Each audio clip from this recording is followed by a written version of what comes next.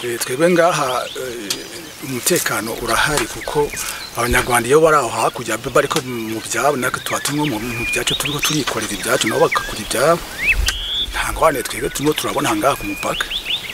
Uyo ni Ngandasisi Tarasisi umwe mu barimyi wo ku mutumba w'ibikara agacimbiri ibishisha yo muri zone Gisenyi ku mupaka w'Uburundi buhana n'igihugu cy'u Rwanda aho weshi bita Gasenyi Nemba.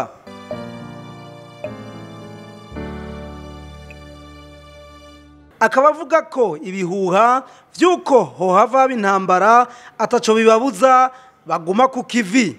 Urabona nk'ibivugwa biguma bivugwa ariko mugabo tuguma turaba hagize ikibana ko tuca tubivuga kuko tuba ku mupaka.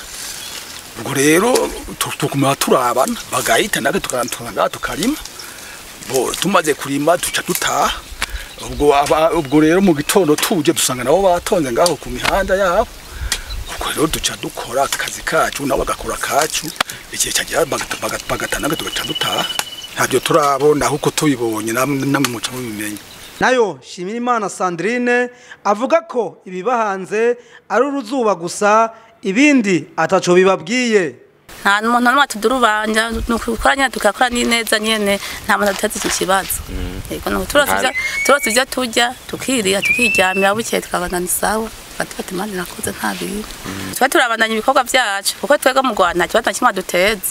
Mugari y'amajambo mugira muhora mwumva ijya nino twe turavyumva kubera twageze kwa bavyumvise na mbere bikaduca hirya mwumva bavuga gute tweba biva ko nyene bazava dutera intambara mugabo ntavyo twe navyo twita gukurana no mu migumuko vyarabaye ibintu nk'ivyo beshe barahunga mugabo twe twagumye ngaha mu Burundi nizo mpamvu twatana kimwe cyo dutesha umutwe cyete twanyene rushitse naho dashitse ho tuzafata nyene vya binini ngo kuri uwo mutumba wakiwe n'uruzuba leta y'u Burundi ikaba yari yarayibahaye ibiro birenga 40 by'ibigori buri muryango.